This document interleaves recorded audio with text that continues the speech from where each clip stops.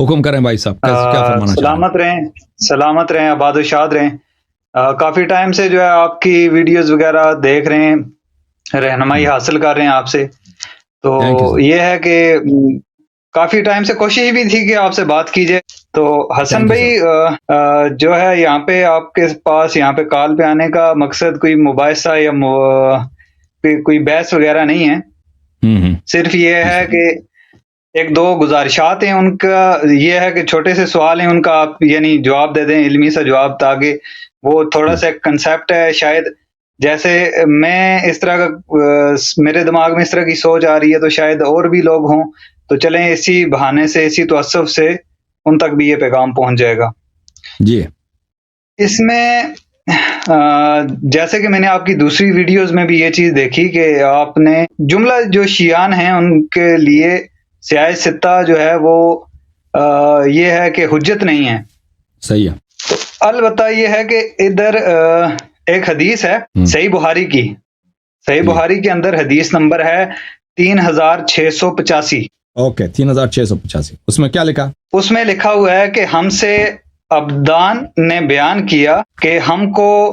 عبداللہ نے خبر دی کہ ہم سے عمر بن سعید نے بیان کیا، ان سے ابن ابی ملائکہ اور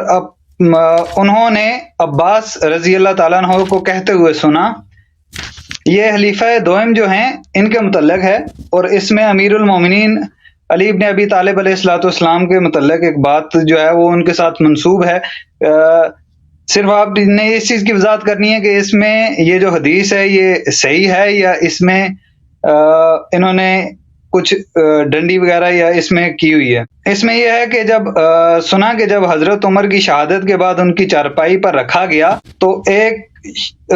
ابھی نعش ان کی اٹھائی نہیں گئی تھی کہ ایک شخص نے آ کر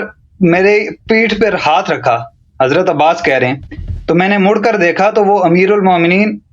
علی ابن ابی طالب تھے۔ تو اس میں فرمایا کہ آپ نے فرمایا کہ آپ نے اپنے بعد کسی بھی شخص کو نہیں چھوڑا کہ جسے دیکھ کر مجھے تمنا ہوئی ہو کہ اس کے عمل کے جیسا عمل کرتے ہوئے اللہ سے جا ملوں۔ جی، اور میں آپ کو بتا دیتا پھر یہ جی، اور اس کا آگے ایک آخری جو حصہ ہے وہ بھی میں آپ کے کتاب لانے تک میں اس کو بھی مکمل کر لوں۔ جی بولیں۔ کہ اور اس میں وہ یہ لکھا گیا کہ امیر المومنین نے جو ہے وہ قسم اٹھائی کہ اور اللہ کی قسم مجھے تو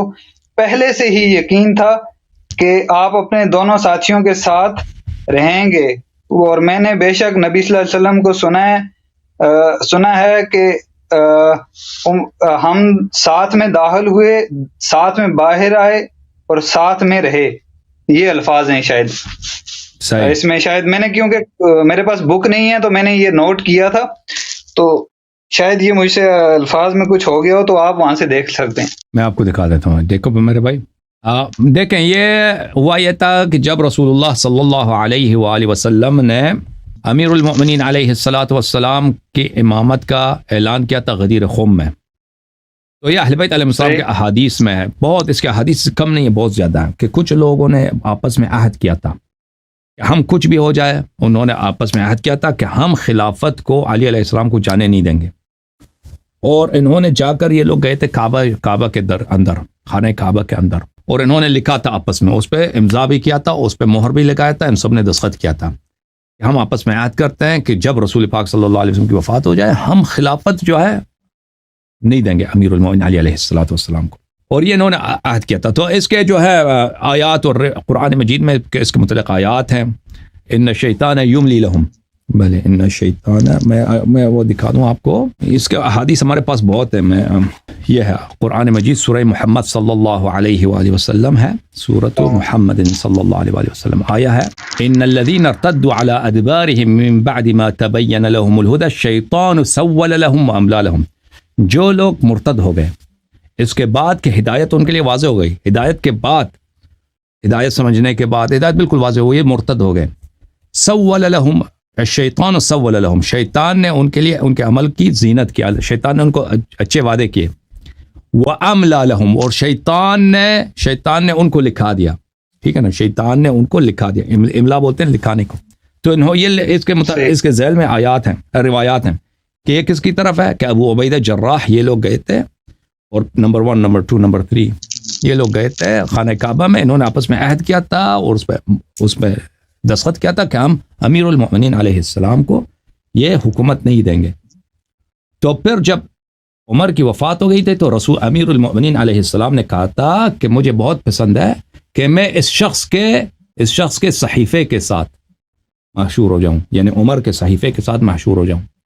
اس صحیفے سے کیا مراد ہے؟ اس صحیفے سے مراد وہ عہد ہے جو انہوں نے کعبہ میں آپس میں لکھا تھا. سمجھ رہے ہیں نا؟ خانہ کعبہ میں ان لوگوں نے آپس میں لکھا تھا کہ ہم خلافت امیر المؤمنین علیہ السلام کو نہیں لینے دیں گے. امیر المؤمنین علیہ السلام نے فرمایا تھا کہ میں محشور ہو جاؤں, روز قیامت میرے ہاتھ میں وہ صحیفہ ہو, مجھے کتنا اچھا لگے گا. جو انہوں نے جو صحیفہ کہا تھا اس سے مراد وہ تھا, اہل بیت علیہ السلام نے فرمایا. جماعت مخالفین وہ کچھ اور روایت کرتے ہیں کہ میں اس کے نامہ عمل مجھے پسند ہے, اس کا نامہ عمل سب سے پہلا. وہ نامہ عمل کی بات نہیں ہو رہی ہے, وہ ایک عہد نامے کی بات ہو رہی ہے کہ آپس میں یہ لوگوں نے آپس میں عہد کیا تھا.